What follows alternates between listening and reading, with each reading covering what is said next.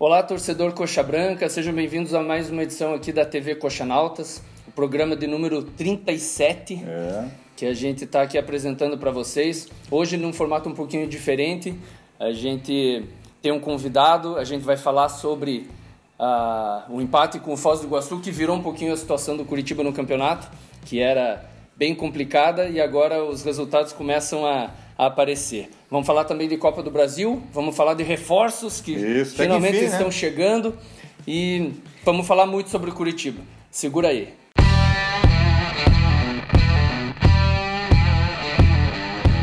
Bem-vindos novamente. Hoje vamos falar sobre a semana aí do Curitiba, nessa reta final do primeiro turno do Campeonato Paranaense. Curitiba contra as nossas expectativas. Ninguém esperava mais, né? Chegou à final. E hoje com a gente tem aqui o Alvir, torcedor que está sempre lá comentando no site, sempre falando com a galera. Bem-vindo, Alvir. Obrigado pelo convite, primeiramente, né? Agradecendo ao Ricardo, que é meu amigo já de longa data. Isso. Convidou para participar e vamos falar do Curitiba aí. O tom aqui é de bate-papo, fique à vontade para nos interromper a hora que jogar necessário. O Alvir, inclusive, a gente já é amigo há um bom tempo, e eu tenho uma ideia, há tempos eu venho tentando convencê-lo, e acho que estou chegando perto disso. Ele é um cara que tem uma memória muito bacana sobre as coisas do futebol brasileiro, em especial do Curitiba. E a nossa ideia é trazer para a TV Coxanautas um quadro de memórias, falando do passado. O Curitiba já teve um passado bem glorioso, não é à toa que o apelido do Curitiba é glorioso, né? E hoje em dia a gente tem que se apegar um pouquinho na nossa história para a gente poder ter esperanças aí, né, de melhora. Mas eu posso dizer assim que eu tive a felicidade de ter vivido, acho que os anos de ouro do Curitiba. Foram, né, os anos final dos anos 60 e os anos 70. Né? Então a gente que viu uma gama de jogadores e craques que passaram por aqui, não só por causa do Curitiba, mas também porque o futebol brasileiro era uma outra realidade. Né? Os times do Rio São Paulo tinham jogadores assim a dar com o pé. Né? Então, jogadores craques mesmo, que acabavam não tendo espaço lá fora, né? Acabavam vindo para cá e marcaram época na história do Curitiba. Eu acho que naquela época era mais difícil ainda um time de fora do eixo se destacar do que hoje. Porque o nível do futebol era outro também. Né? Parece, o que a gente vê hoje parece outro esporte, né? Não é a mesma coisa, né? É verdade. Aí a dificuldade, né, que times, não só times como Curitiba, os próprios times do eixo, né, de contratar bons jogadores. Então tem que trazer, repatriar do exterior jogadores que estão lá meio embaixo, porque não se encontra novas revelações. Aqui, né? E agora a nossa situação está bem diferente. Vamos falar do nosso Curitiba no Campeonato Paranaense, nesse começo aí de trabalho. Tenho acompanhado o pessoal falando muito sobre o rendimento do time. Alguns estão achando que o time está melhorando, que está dando uma certa esperança, e tem gente também falando que o time continua horrível, que simplesmente foi um resultado por acaso. Não, eu não acho que tenha sido o empate com o Foz, eu não acho que tenha sido um resultado por acaso. Eu acho que o Sandro Forner elaborou uma estratégia que vem utilizando o campeonato inteiro, que é jogar um pouco mais retrancado, tentando explorar o contra-ataque. Curitiba teve muitas dificuldades contra o Foz do Iguaçu, tanto que o Foz do Iguaçu teve várias chances para ganhar a partida. Nesse jogo, a única coisa que se salva é o resultado realmente, porque o time foi muito mal. A produção ofensiva do time praticamente inexistiu, com exceção da bela jogada, né, do gol do Cadic. O Alexandre começou a jogar, o Júlio Rush deu um belo passe de calcanhar.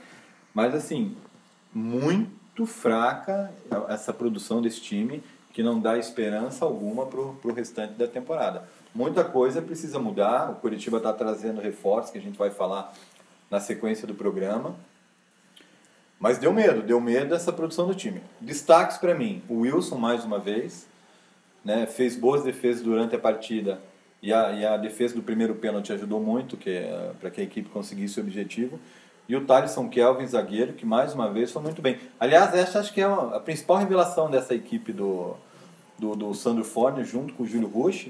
São os dois jogadores aí que estão aproveitando bem a chance, né? De fato.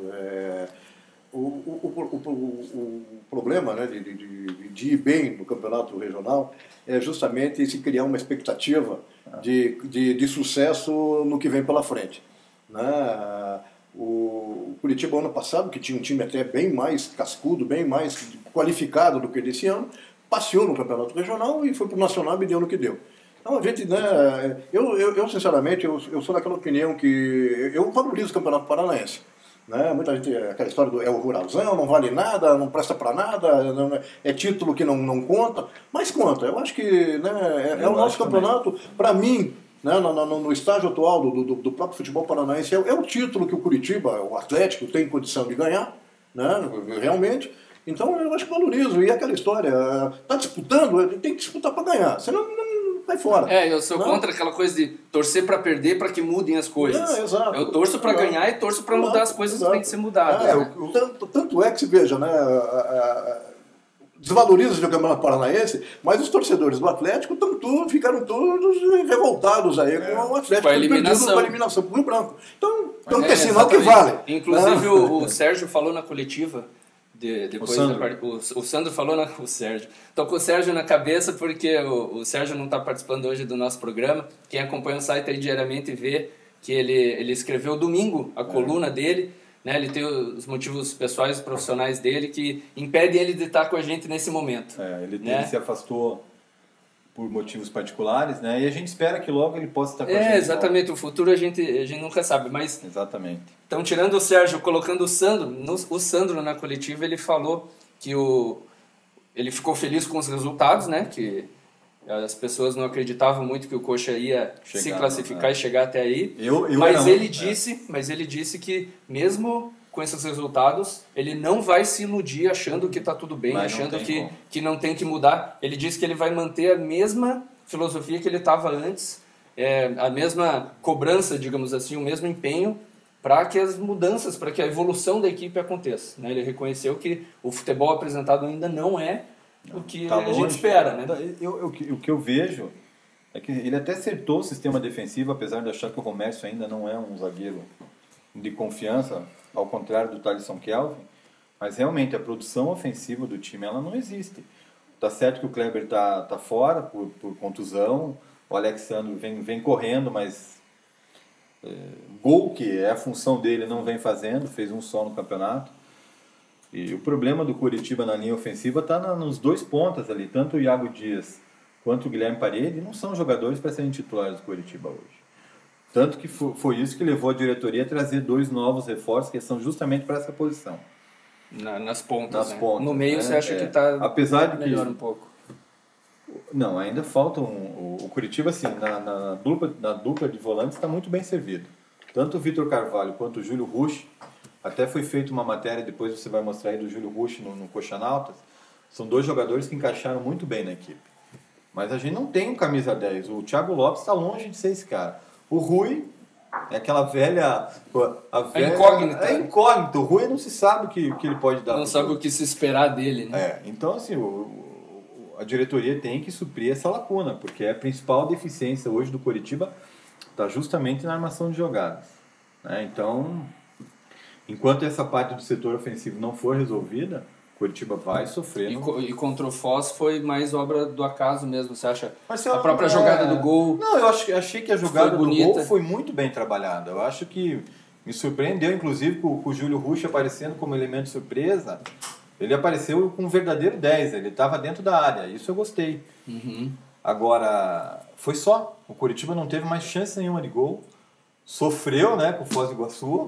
Aliás, né, se faltou, como o próprio Bacelar disse, né, no final do ano passado, que o Curitiba caiu por Bacelar, o Pedroso, dizendo que o Curitiba caiu por falta de sorte, né, esse ano não dá para negar que a sorte tem ajudado. Aquele do Paranaíba.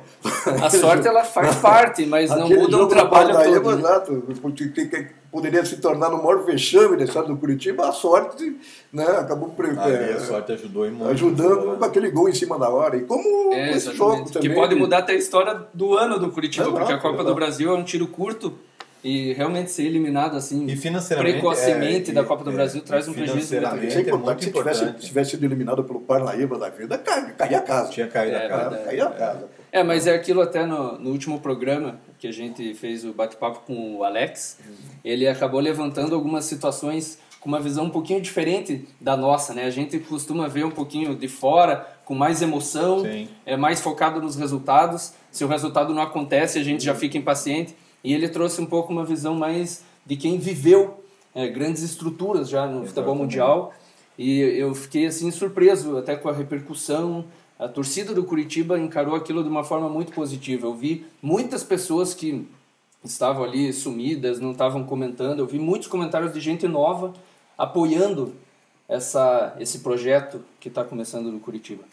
Isso é importante, né? A gente espera que dê certo, claro, mas é ruim quando você começa um projeto e tem muita pressão em cima e você tem que mudar o teu planejamento aos trancos e barrancos ali. Sim, e o que eu penso? O projeto da diretoria de utilizar a base vem dando certo. Se você pegar os números desse Campeonato Paranaense, dos 10 gols que o Curitiba fez, 9 no Paranaense e 1 na Copa do Brasil nessa temporada, todos eles tiveram participação de jogadores da base. Todos os gols do Curitiba ou foram feitos por jogadores da base ou a assistência saiu de jogadores da base. Então, assim, quem vem se destacando no Curitiba nesse início de temporada exatamente são os jogadores da base. Os veteranos que a gente espera tanto, eles estão sendo ponto fora da curva pro lado negativo, né? Eles não estão dando o suporte que a Piazada precisa. Pode ver, no jogo contra o Foz do Iguaçu, por exemplo, foi o Júlio Rushi dando passe pro Cadi fazer o gol. Que tinha entrado... Contra o Parnaíba, apesar do gol do William Matheus, quem cobra o escanteio, o Júlio Rushi, né? Contra o Londrina, os gols foram lá do Júlio Rushi, do Thiago Lopes. Eu não me lembro quem fez o primeiro gol agora contra o Londrina, me fugiu a memória. Não sei se foi o Guilherme Paredes, se não me engano. Parede, né? Contra o Toledo, a mesma coisa. Thalisson Kelvin e o Evandro. Então, assim, a espinha dorsal parece que foi programada desde o ano passado, parece que não está rendendo o que eles esperavam. Não. E a Piazada está surpreendendo. A Piazada está amadurecendo, né? Exatamente. Isso é que você contar com o Kleber, né? Não até... Deixando de lado até a qualidade do jogador, que não dá para, né, que não dá para discutir, é um bom jogador, mas eu até coloquei num comentário que eu fiz lá no Coachanautas, né, que contar com o Kleber como uma espinha, um membro de espinha dorsal, não dá para isso, porque uma hora ele está contundido, outra hora ele está suspenso, outra hora ele foi expulso, né, independente do que está acontecendo no ano passado. Exato, né? Então, para ser um jogador que você diga, vamos montar um time, colocar o Wilson no caso, que você sabe que o cara vai jogar, né, vai participar praticamente do campeonato inteiro, um zagueiro que seja na mesma condição, ou o camisa 10, e colocar o Kleber não se enquadra nesse a gente não pode criar muita expectativa nesse perfil de ser um jogador que vai, né, fazer parte daquele time base do hoje a espinha dorsal do Curitiba, tirando a Piazada, é o Wilson. Exatamente. Né? O William Matheus vem mal, o Iago Dias vem mal. Não é uma espinha dorsal, é um neurônio dorsal. É um neurônio, sozinho, é um espasmo dorsal. Eu até separei um comentário no site do Rafael, que ele fala que aos trancos e barrancos ali, o Curitiba, deixa eu colocar aqui, aos trancos e barrancos a gente está conseguindo alguma coisa. Ele fala que ele sente um pouco de medo, um pouco de angústia em relação a esse projeto de apostar na base, que a diretoria tá colocando, né, como proposta, mas talvez lá para frente, a hora que a gente olhar para o que foi feito, para os resultados, talvez a gente entenda esse encaixe aí das peças do É justamente isso que ele falou. Isso é um ponto positivo na gestão do Samir Namor, porque ele comprou uma ideia e ele está cumprindo. Eu acho que essa vinda de reforços, por exemplo, foi justamente pelo fato do susto que o Curitiba passou pelo Parnaíba, né? Ele deve ter repensado, falou, vamos trazer jogadores porque a coisa não está tão boa quanto eu imagino. Exatamente. Porém... a gente vai falar ainda dos reforços aí. Quem vem dando suporte para o time do Curitiba hoje são justamente a Piazada, que ele resolveu apostar. E isso aí é um ponto... E tem um ponto, vamos dizer assim, negativo para tudo, o futuro do Curitiba, é essa necessidade de subir esse ano.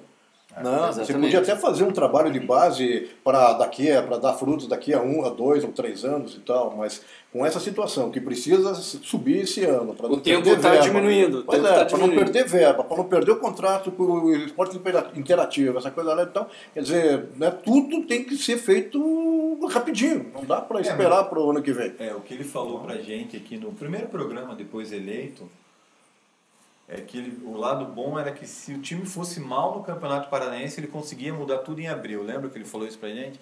Que em abril ele conseguiria montar... Pro início da Série B. Pro início da Série B. O que é muito arriscado. Então, assim, o que eu vejo?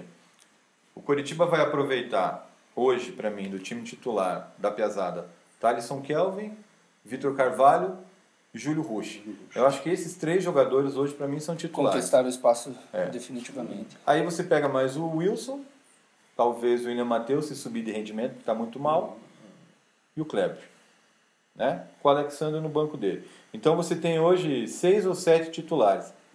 E aí vamos ver como que os reforços chegaram, como que eles vão reagir ao time, e provavelmente a diretoria ainda traga outros jogadores para o início da Série B, né? O Fernando ele comentou no site falando do Cadi, que entrou, né? Entrou bem. Na partida, que entrou bem. E aí, para ver a opinião de vocês em relação ao Coxa jogando com 2 no meio, o time rende mais. Marcelo, eu gosto do time com 2 pontas abertos, que é aquela formatação, me lembra muito aquela questão do Tele Santana, né? Bota a ponta, Tele. Eu gosto muito do esquema com atacantes, com 3 atacantes. O problema é que os 2 atacantes liberados, eles não estão rendendo. Não estão rendendo. Né? Então, até a análise do Sandro fica prejudicada em função disso. Eu ainda sou a favor de um time com 3 atacantes, desde que os jogadores rendam, né? Com certeza. Porque o jogador de ponta, sendo um jogador velocista, né? Ele sempre traz um perigo maior para o adversário, não só em relação à possibilidade de conclusões a gol, como também de falta de cartões e tudo. Né? E até desmonta a defesa adversária. Né? Dá a chance do elemento surpresa aparecer, exato, né? Exato. Porque pelo meio, às vezes, é muito... Você vê aqui jogadores assim, tipo, eu lembro aqui, por exemplo, o Sidney, ponta direita. Né, esse não é do meu tempo, cara. O Sidney era um ponta-direita assim, velocista, que marcou época no Curitiba, até em 89, 90, né? Jogando com o Chicão. O ano o Sidney, né? Da década não, esse não é da década de 90. Sim, era sim. O Sidney não. 89, 90 foi o ano da canetada. Não tinha. Mas o Sidney não, pô. Que Sidney, né? Era ponta direita. Sérgio Luiz tá falando, né? Não, Sidney. Sidney não tinha. Olha, isso eu vou lembrar. Fugiu a memória. É que faz tanto tempo. Faz tanto tempo. Depois do Sidney, a gente teve o Lela, né? Que foi velocista também. Não, então o Sidney é antes do... O Lela é de 85, então o Sidney é antes. Exatamente. Final da década de 70. Exato. Exatamente. O próprio Basílio, década de 90. Pachequinho. O próprio Geraldo teve seus lampejos de craque aqui, né, como um ponteiro jogando aberto pelas pontas. Né, entrando no segundo tempo ali com velocidade. Eu acho que também o time rende mais com um jogador assim jogando pelas pontas do que com 2 caras no meio, né, enfrentando os zagueiros. Eu também acho. O futebol de hoje... ele é muito... os times atuam de forma muito retrancada, congestionando o meio. Então você tentar um avanço pelo meio é muito mais difícil hoje do que pelas pontas. O futebol é muito mais estudado hoje do que era antigamente. Antigamente era mais... Eu acho que além de estudado, o futebol hoje é muito mais físico do que técnico. Então o jogador volta aquela discussão. Os jogadores hoje têm muito menos espaço do que tinha antigamente, né? E o próprio estilo de jogo, né? Que antigamente era o 4-2-4, hoje é o 4-3-3 ou o 4-4-2, então povoa essa região central do campo. O jogo tem que ser jogado pelas pontas, pelas beiradas, como dizem. E finalizando ali só o jogo do Foz, para a gente poder falar sobre... Tem a final do Rio Branco, tem o Uberlândia ainda. Copa do Brasil. Só um último comentário que eu separei do João, que é a opinião contrária dos outros, né? Ele falando que o time, atuação horrorosa, e ele teme que o Coxa ganhe um turno, ou até mesmo um campeonato, e esconda as deficiências, né? No caso, ele mencionou a mediocridade. Eu discordo dele em relação ao Vitor Carvalho, eu acho que vem jogando muito bem. Teve um dia ruim em Foz do Iguaçu, mas é muito bom jogador. O Thiago Lopes, a gente espera dele muita coisa, mas ele tem produzido muito pouco ainda.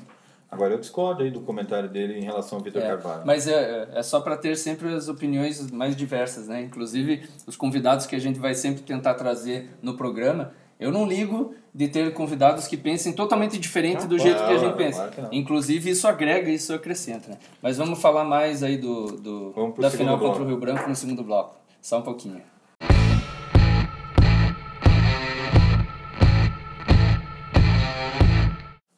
Voltando, vamos falar agora da final contra o Rio Branco, de Paranaguá. A surpreendente classificação do Curitiba. Isso. Antes a gente vai ter o jogo com o Uberlândia na quinta-feira, mas...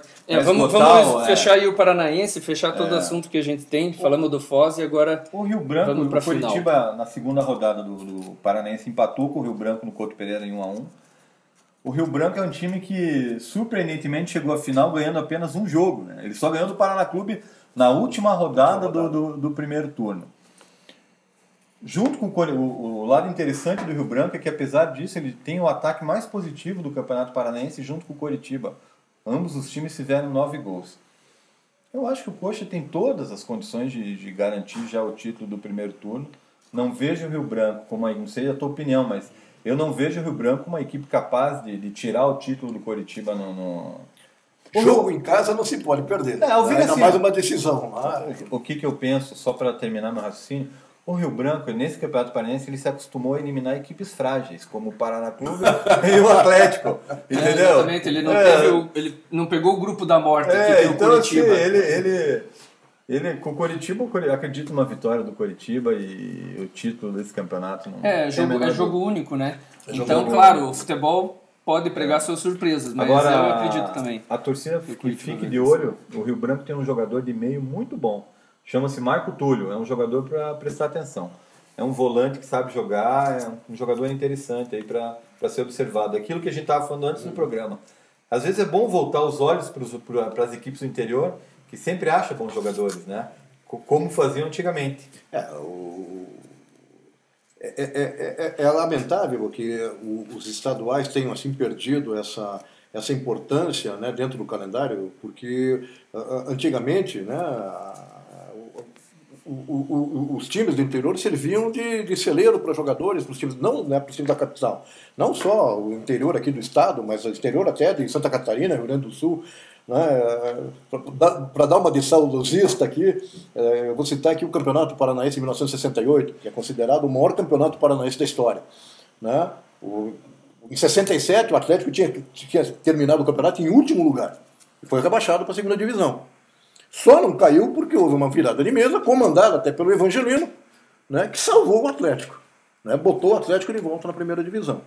O Atlético, talvez até para justificar essa subida, né, montou um time de craques, uma seleção. Vieram para cá, veio o Djalma Santos, o Bellini, né, bicampeões mundiais, né, veio o Zé Roberto, o Gazela, veio de São Paulo. Da Portuguesa eles trouxeram o Gildo, que era ponta direita, o Nair, que era meio de campo, o Nilson Borges, que era ponta esquerda. Time, não. Oi?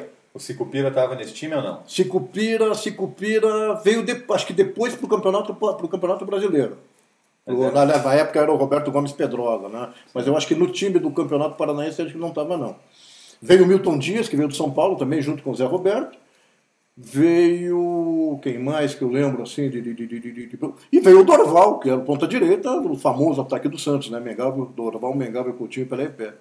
O Curitiba, para montar, para enfrentar essa seleção aí toda, o Curitiba foi até a Criciúma e trouxe o Célio, goleiro. Né? Foi para o interior do Rio Grande do Sul, trouxe o Nilo, lateral esquerdo, que marcou época aqui, o Célio também, né? Jogou anos aqui no Curitiba. Né? Trouxe o Hugo, que veio do Londrina. Trouxe o Roderley, que veio do Maringá. O Roderley tem uma daquelas histórias que fazem parte do folclore do futebol, né? Que o Roderley era o Atlético que queria o Roderley. Né? Nessa época tem várias histórias assim. Né? E foram, só que os dirigentes do Atlético foram, não sei se de carro ou de ônibus, foram para Maringá buscar o Roderley. Só que naquela época viajar de ônibus ou de carro por interior não é como hoje em dia. O Munir Caluf, que era um cara esperto pra caramba, disse que alugou um teco-teco e foi de avião buscar o Roderley lá em Maringá. Então diz a lenda... Os caras chegaram lá já... Exatamente, quando os dirigentes do Atlético estavam chegando em Maringá, o Munir estava desembarcando no Bacaxeri ali com o Roderley de contrapeso. Já tirando foto com a camisa ao viver. E finalmente, o Jandaia, que o Curitiba fez uma limpa no time do Jandaia. Né? De lá vieram o Carvalho, que era o goleiro, o Antoninho, que era back, o Coutinho, ponta direita, o Kozilek e o Servilho, que eram centroavantes. O Kozilek é um cara que marcou época aqui no Curitiba também. Né? Então, veja, né, e não só o interior, posso dizer, até os times pequenos da capital eram celeiros de jogadores. Um dos maiores jogadores do Curitiba, o Krieger, que veio do Britânia, que em 69 acho que foi o último. E na época eram olheiros mesmo, você tinha que mandar os teus olheiros para observar o jogo. Exatamente, hoje em dia, não tinha televisão, hoje em não dia tinha tem internet, não tinha DVD, não Mas tinha eu nem acho que o VHS. grande problema hoje em dia é a atuação dos empresários, né? Se o cara se destaca lá no, vamos dizer, lá no Londrina. 15 anos já tem um empresário em cima. Se o cara se destaca no Londrina, ele não vem pro Curitiba. Os próprios times do interior já são times empresários, né? Já são times de já fazem a cabeça. Já estão com os jogadores todos montados para levar para cá ou levar para lá. Se quer ver um exemplo recente, é aquele volante Jusilei, que era do J. Malucelli, lembra daí? Um cara que se destacou no Campeonato Paranense, em vez de ir para um dos 3 da capital, não, foi direto para o Corinthians. Corinthians, exato. Então, assim, eu acho que a atuação dos empresários também atrapalha muito hoje em dia para que times consigam trazer revelações do interior. A atuação dos empresários e a própria Lei Pelé, que acabou com o passe. Né? Os jogadores fica difícil você revelar um jogador sabendo que você pode, né, todo um investimento feito, você pode perder tudo porque acabou o contrato. O Curitiba que o diga com o Mosquito aí. Curitiba que o diga, exato. Não só com vários exemplos aí. Tem vários, né? O mais recente é o Mosquito. Eu sempre digo aí, né, quando discuto esse assunto com os amigos, você veja que o Santos... Imagine, a gente até, o Ricardo falou de trazer você pra gente começar a fazer um quadro de memórias. Já deu para perceber que você é um celeiro de memórias do Curitiba, de histórias do Curitiba. Você veja o Santos, por exemplo, né, que foi campeão em 2000 aí, no Campeonato Brasileiro, né, com o Robinho, o Diego, que montou, né, um arsenal de jogadores revelados. Eu acho que depois do Santos, nenhum time do Brasil revelou tanto jogador como o Curitiba naquela época. O Curitiba revelou uma zaga inteira, Rafinha, Adriano, Henrique, Miranda. Tudo a mesma época, né? Mancha, Marlos, Lima, Keirson, Pedro Quem, Marcel, muita gente. O que o Curitiba ganhou com esses caras? Não é nada. Né? Por quê? Porque não tinha mais o passe. Aí às vezes eu vejo assim, o pessoal comentando, mas fez o jogador por 500 mil, não sei o quê. É melhor pegar 500 mil do que não pegar nada, porque termina o campo. É a questão do contrato ali. É o que vai acontecer com o Mosquito, vão perder de graça um jogador que foi o caso do Keirson. O Keirson, eu lembro bem, o Curitiba chegou, né? Depois do que o Keirson fez aquele campeonato brasileiro, foi artilheiro do campeonato, bola de prata, aquela coisa nada toda. Chegou pro Keirson, vamos renovar?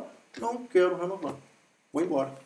E vai fazer o quê, né? A sorte, entre aspas, do Curitiba, que o Palmeiras queria ele para Libertadores e pagou 1 milhão para liberarem ele, porque o campeonato... ele tinha sido vendido para o Barcelona, né? Na verdade, o Palmeiras puxou. Antes. O contrato terminava em maio, o Palmeiras queria ele antes e daí pagou 1 milhão. Se não pagasse esse 1 milhão, o cara ia embora de graça. Exatamente. Né? E se o passe fosse do Curitiba, quanto é que o Curitiba não ia arrecadar, não ia ganhar, vendendo? E isso acaba enfraquecendo o campeonato regional, como a gente estava falando. Né? E só para terminar essa ideia, né? Diziam, né, que quando teve a lei do passe, foi extinta, acabou a escravidão do jogador. Acabou, que escravo é esse que ganhava 40%, se não me engano, 40% do valor da transferência? Ora, eu queria, imagine uma transferência de 40%, não, 10%. Né? Ora, numa transferência de 1 milhão, eu ganharia 100 mil. Bom, que escravo, eu queria ser escravo. Pô. É verdade. Mas é isso aí. Mas agora...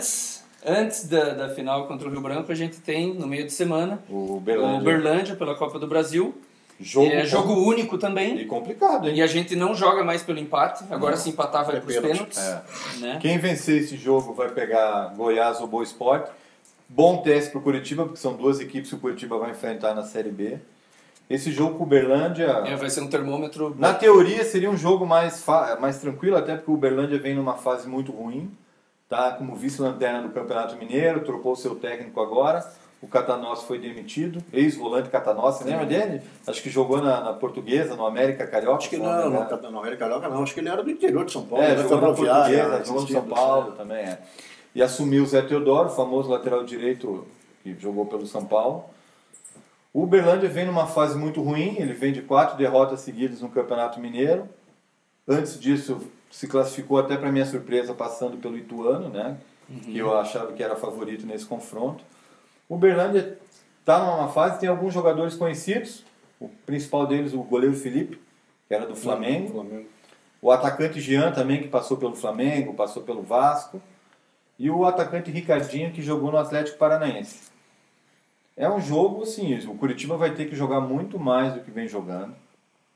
O a torcida do Uberlândia deve comparecer ao famoso Parque do Sabiá para esse jogo.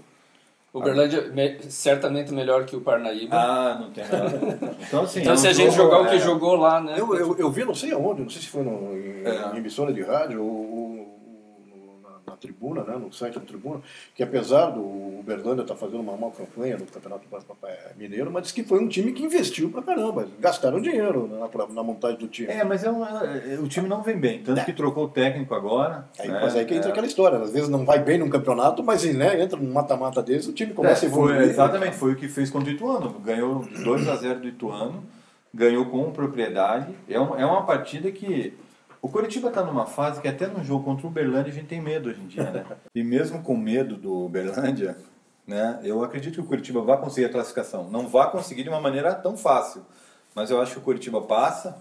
E passar de fase, né, na Copa do Brasil é importante, porque o dinheiro, né, é 1.400.000 só para passar dessa fase. Você vê, né? Então, nesse planejamento, teoricamente, ele já apertado de finanças, cada fase que a gente passar já vai ser uma esperança maior para a Série B também, que é o que importa no final dos contos. E tem mais um fator também, né, que eu acho. Eu vejo assim que se dá muito valor ao Campeonato Brasileiro e pouco valor à Copa do Brasil. Um time como o Curitiba hoje em dia, que é um time médio, né, é muito mais fácil ser campeão brasileiro pela Copa do Brasil do que ser campeão brasileiro pelo Campeonato Nacional. Campeonato Nacional... Pontos corridos é muito difícil.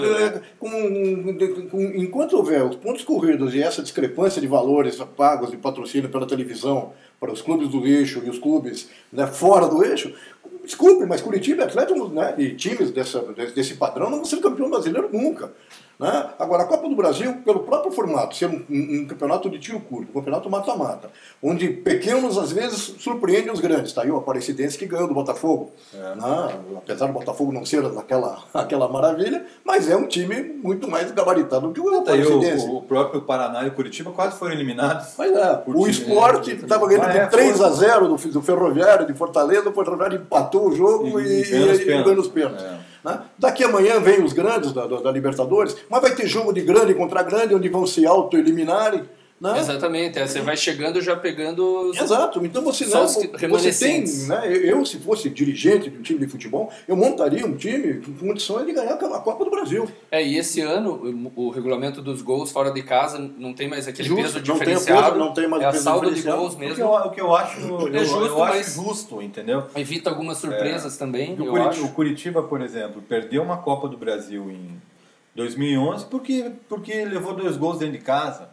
Mas era um time que jogou muito mais que o Vasco da Gama. Então eu acho que esse critério realmente é injusto. E o Coxa que está formando o time aí para o início da Série B, talvez até comece a Série B e ainda esteja contratando jogadores. Esse ano mudou também no regulamento a data limite para inscrever jogadores na Copa do Brasil, né?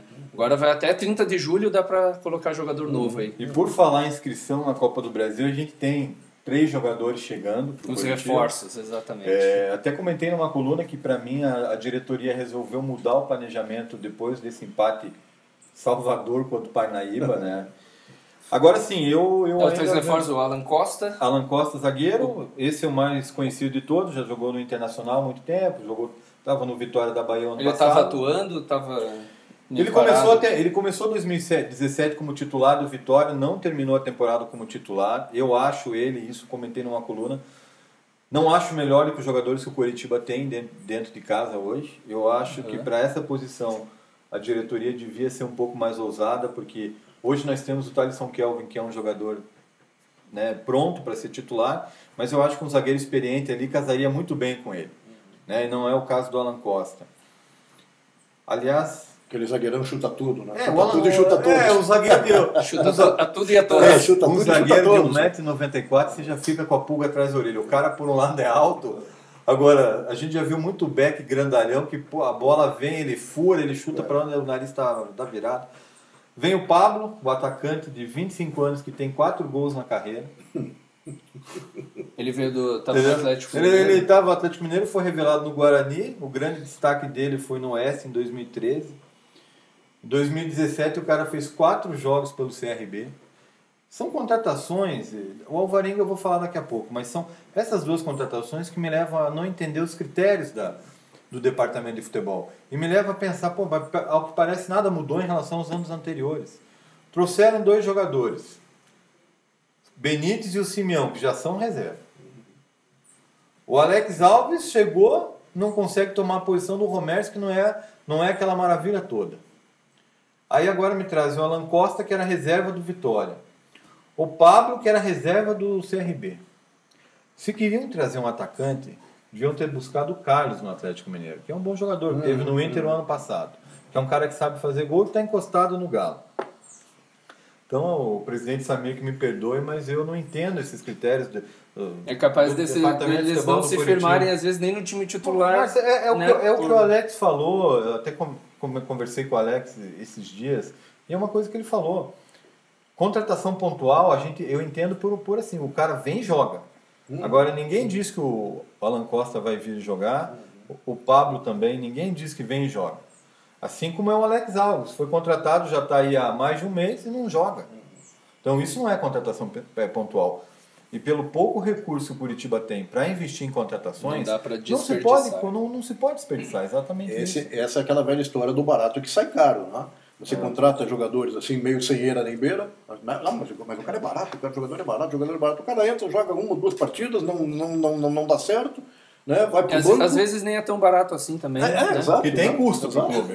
No mínimo tem. Você não vai poder mandar embora, porque de rescisão de contrato tem multa, tem não sei o quê, tem que ficar com o cara até o fim do contrato. Tem que ficar com o cara parado aí. O Pablo ninguém não consegue emprestar, porque ninguém não interessa. E tem que contratar outros, porque esse não deu certo. Exatamente. O Pablo e o Alan Costa falaram que vieram sem custos de transferência. Mas tem o custo de salário, tem o custo da rescisão, tem o custo de impostos. E daí é aquela questão, ele vai dar o retorno pro Curitiba, né, que até o Alex estava falando pra gente. Se o jogador vem, às vezes é um pouco mais caro, mas ele entra em campo e tá atuando, e tá fazendo gol, e tá, né, ajudando não é o time só isso, Marcelo. É dar suporte pros piás também. Entendeu? Por isso que eu falei de um zagueiro mais experiente. Porque vai dar suporte, vai mostrar para um Thaleson Kelvin, para um Romero, os atalhos do campo, né? Vai orientar no próprio jogo. Ajuda. Agora o Pablo, daí eu vi uns comentários. Mas é um cara de muitas assistências. Mas é um cara rápido. Pô, o cara jogou 4 jogos pelo CRB na temporada passada, pô. O problema é essa falta de ritmo, né? Eu torço muito. Não pensem vocês aqui que eu tô gorando o cara. Longe disso. Eu torço muito. Mas contratações assim a gente já imagina o que vai acontecer. Né? E veio daí a maior surpresa da lista é o Alvarenga. Eu gosto de jogadores estrangeiros, sou um cara que sempre sou favorável, até porque a mão de obra qualificada no Brasil hoje está cada vez mais escassa, né? O que me traz assim, um alento para esse Alvarenga é o fato de ter sido revelado no Vélez Sarsfield, que é um time que sempre revelou bons jogadores. Um exemplo mais recente é o zagueiro que está hoje no Manchester City, que é o Alvarenga. É o Otamendi, que é um baita de um zagueiro. Então assim, pelo vídeo que eu vi, não conheci esse jogador, pelo vídeo que eu vi dele, é um jogador que atua pelo lado direito do campo, é um jogador rápido, de 22 anos, mas também os números de gols são baixos. Ele tem 2 gols na carreira dele, jogando pelo time profissional do Vélez. Então esse é uma aposta, só que é uma aposta de 22 anos, diferente de um Pablo de 25 e de um Alan Costa de 27 anos. Então eu deposito muita expectativa nesse zagueiro argentino, no atacante argentino, o Alvarenga. Vamos ver se vai dar certo. Aí depois tem uma, né, Ricardo? O atacante tem que fazer gol, pô. Ele vai de atacante, mas o cara não faz gol, mas dá um monte de assistência. O cara é driblador, o cara é isso, o cara é aquilo. Muito subjetivo, né? O atacante tem que fazer gol, pô. Eu achei engraçado agora, semana passada, que teve o jogo, né, do Real Madrid com o Paris Saint-Germain, né, fazendo aquela comparação da atuação do Cristiano Ronaldo com a do Neymar. Eu não sei qual é o cronista falou. Mas o Cristiano, né, estavam comentando a má jornada do Neymar e fizeram ali, o Cristiano Ronaldo também não jogou nada, só fez 2 gols. E precisa mais, pô. É o que eu penso também. Mas a expectativa, minha como torcedor, e acredito que é de vocês também, é que esses caras venham aqui e arrebentem, que o Curitiba... Claro, exatamente. Não são jogadores que vão jogar já contra o Uberlândia, né? Até vi ontem no site oficial que ontem foi o primeiro treino deles com bola, com os demais jogadores. E fica a expectativa. Dos 3, a minha maior expectativa é no Alvarenga, realmente. Que seja assim, né? Que eles possam render e trazer alegria pra gente, que a gente precisa. É isso aí. Eu acho que é isso, né? Fechamos o assunto aí da Copa do Brasil. Eu queria agradecer, ouvir tua presença. Obrigado pelas tuas opiniões, teus comentários. A gente já vai marcar um quadro, alguma coisa diferente para falar sobre histórias do Curitiba. E as portas estão abertas sempre, né? As portas estão abertas sempre, como diria o Sérgio, né? É só passar aqui na frente, bater na porta o futebol, e sentar para conversar. O futebol de uns anos atrás era mais divertido do que hoje em dia, né? Até por conta primeiro da gente que não era moleque, tinha assim aquela paixão de torcedor. Eu sempre digo, eu brinco com o Ricardo, eu ia em jogos com meu pai, a gente morava ali perto da Roda Ferroviária, ali na Mariano Torres. A gente ia em jogo, era com chuva, com sol, com frio, com neve, com tempestade. A gente não tinha carro, a gente pegava no pé 2 e ia até o Couto Pereira lá, né? Meu avô também, que morava do lado da nossa casa. Quantas vezes a gente fez isso? Né? Então, e tinha essas histórias, assim, meu pai infelizmente é falecido, mas ele se viesse aqui, ele contaria cada história dos anos 40, 50 de futebol, que você ia dizer assim, pô, não pode ser verdade uma coisa dessa, né? E eu até sempre falo, uma vez eu fui com o Ricardo lá no museu lá no Curitiba, tem uma foto grande do time 69, 70, 71 ali, eu reconheci praticamente o time inteiro, né? Se você me mostrar uma foto do time que jogou agora domingo, eu não talvez não conheça todos. Eu conheço o Wilson lá e mais um ou dois jogadores, eu não conheço mais ninguém. Era mais romântico também. Exato, era mais divertido, e até por esse lance de muitos jogadores, né, de categoria, não só aqui no Paraná, mas fora daqui, aquela magia que existia, porque não existia tanto jogo na televisão, então você, né, ficava lá esperando para ver um Santos, para ver um Corinthians, para ver um Palmeiras. Hoje em dia esse time não tem atração mais nenhuma. Né? Então é isso aí. Mas tem história para contar. Exato. E fora os nossos jogos aqui, que eram muito mais animados, não existia essa violência,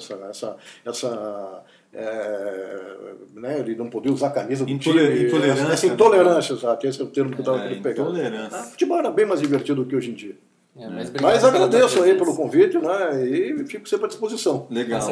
Só para lembrar, pessoal, se cadastrem lá no YouTube do Coxanalta. Então, isso que eu ia falar. No a Twitter, gente tem, no site a gente tem uma função que as pessoas podem mandar um texto no Fala Coxanautas e fazer parte mesmo, contar histórias, né? Contar experiências do Curitiba. Não tem limite para esses textos, você pode fazer textos bem grandes que com certeza vai ter gente lendo, vai agregar ali com a gente. Participe lá do site, se inscreva no canal do YouTube, clique também no sininho do lado do botão de inscrever para você receber as notificações. Assim que a gente posta um vídeo novo, você já recebe a notificação. E participe com a gente, a ideia é a gente estar sempre trazendo informação e formando aí opinião para o torcedor poder sempre ajudar o Curitiba. É isso aí. Né, Ricardo? É isso aí. É isso Ficamos aí. por aí. Um abraço para todos.